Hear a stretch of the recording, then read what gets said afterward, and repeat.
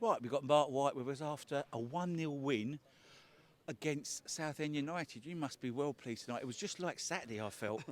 Yeah, and obviously, it's not luck if you like. We've really looked at how rigid we can be as a team, and we've really focused on putting in some experience into the side, and being really tough and robust. And Gallagher's come in and sat in front of the defence, and Tony Craig's marshalled it all, and Josh and Moray played a bit higher, and so we have set ourselves up now to be more difficult to beat. We want to accept having less of the ball. It's none of us like it. You sit in the dugout and think, blimey, this is boring, but at this stage of the season, it's about getting wins. It's about getting points on the board, and we've really looked at what type of team would do that: experienced and robust. And in 2 games, Barry Fuller's given away the penalty aside.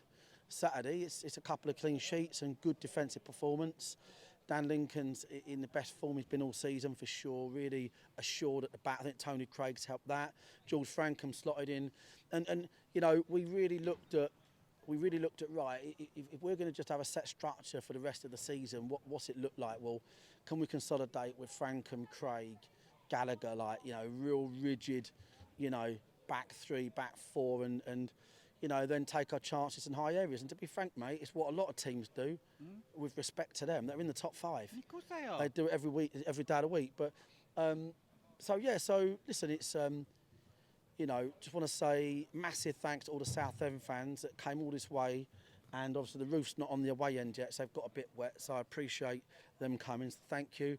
But of course, the biggest thanks to our supporters, mate. 1,800 of our lot in here. And no one left early. I mean, just fantastic. Getting behind the team, and that's what the team needs. And I'll tell you now, one of the biggest learns in this league, going away from home is tough. When you're up against partisan crowds and stuff like that. And what we're doing here is making it tough for opposing teams, and the crowd get right behind us, mate. So I thought it was quite textbook, to be fair, guys. I thought until the goal come, we was knocking on the door. We had a good start to the game. We created a lot of chances, and then we scored the goal, and then we didn't force it. We just sat in the game, and that's what we need to do at the moment. So They didn't create anything. not really, no. Nothing. No, exactly that. I thought we were defensively brilliant, and I think that's where the experience and organisation comes in. Is he one of your best signings, do you reckon, Tony Craig? Oldest. No, one of the oldest. Yeah. He's oldest. Yeah, one of the oldest. Mate, he's one of them. He's one of them players that you drive many, many miles to try and find a player like Tony Craig, and you've only got to look at all the boys on Twitter from his previous clubs that go, what a player, what a leader. In there at the end, he looked like he could play again.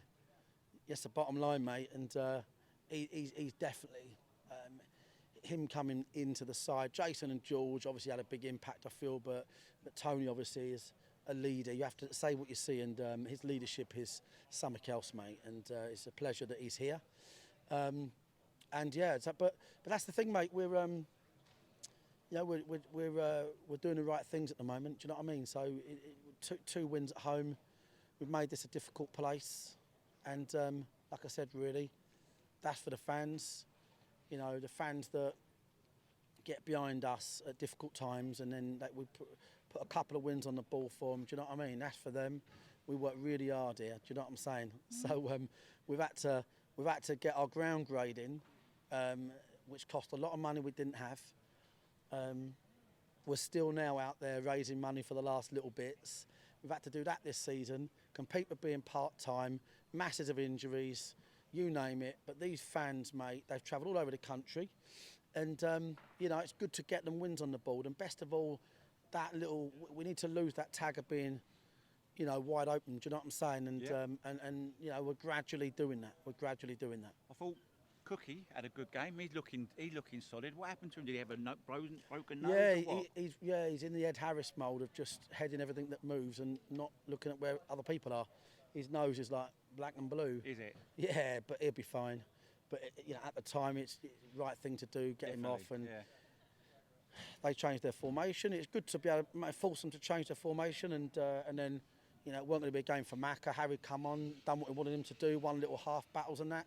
I think as the game went on, you saw the sort of full-time aspect of Southend. Yeah, cool. It's not often I say that this season, but I thought Moro and Josh in there got a bit tired, having played Saturday, Tuesday. They started to tire a bit in there, and it was more a case of their shape and positioning. But And really, you were forced to mute it because he had cramp. You had to take him off, didn't you? yeah, I mean, it's a classic that. I thought the ref had a really good game, but I've never seen a ref play on while someone's getting treated for cramp. Unbelievable. Yeah. But he had an all right game, you know. He had an all right game, but they always do when you win.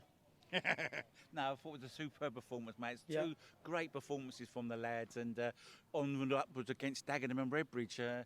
Again, you know, another hard game away from home, and they got beat 3-0 tonight against Gateshead. So, Yeah, all looking forward to that game, mate. that's it, mate. 7 more to go. Well, all the best and well Cheers, done. guys. All the best, mate. Cheers, mate.